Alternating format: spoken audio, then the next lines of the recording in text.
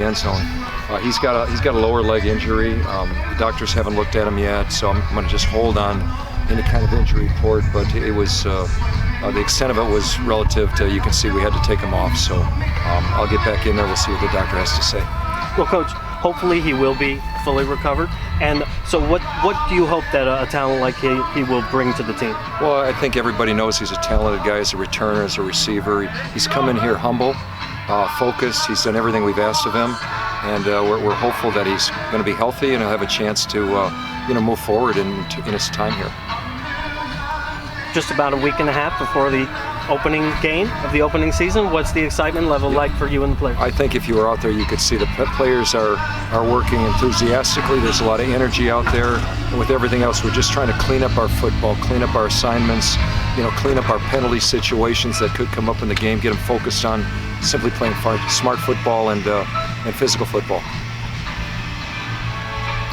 Great. With the rule changes, the rules for the league that are different. What do you think is going to be how do you have to coach those, I guess, Well, it's all new to all of us. There are some rules we're going to have to be aware of. There's kickoff return rules when the ball is on the ground. There's punt rules when we're punting and we have to stay on sides. There's clock issues, and there are clock issues at the end of the game, the last 2 minutes, and clock issues during the game. So a lot of those are going to have to be navigated not only by the players and teams, but by the officials as well. The big thing that the people talk about now is that the double pass.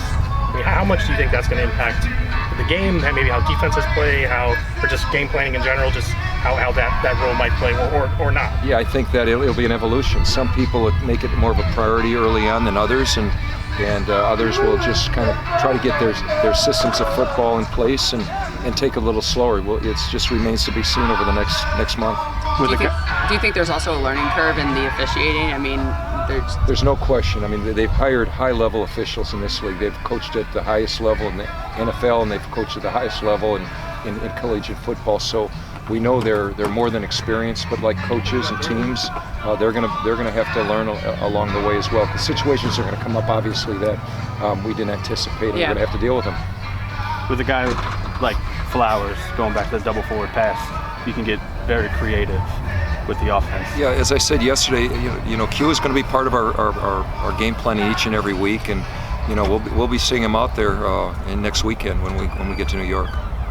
Coach, what has been the best part about this season thus far for you? Is there a particular story, incident, just progression? I think it's progression. Just watching it all from, meeting with Oliver for the first time, to building a staff, to building a personnel department, to putting everything together, going through the drafting process of getting to know these guys and knowing that we really wanted them. We wanted them to be on our team, and we wanted to coach them, and then seeing it come together the last few weeks, and obviously the anticipation of what is it going to look like next a week from Sunday. We're all excited to find out. Who has emerged as a leader, a clown when it's appropriate, hardest worker? Can you give me some of those? I would just say we're a team of characters who have character. That's how I see our team right now, and each and every day something comes out of them, and we want to have fun here. We want to play loose.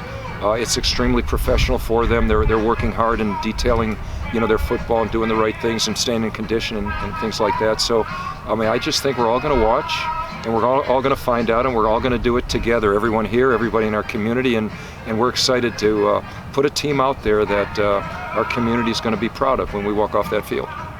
We're talking about characters, and I know that Jerry Glanville defense from seeing it firsthand, and obviously the personality and what he brings as a person, the experience. What kind of defense is a Jerry Glanville defense? Well, they're going to run to the ball. They're highly technique-oriented. A lot of different combinations that people will see.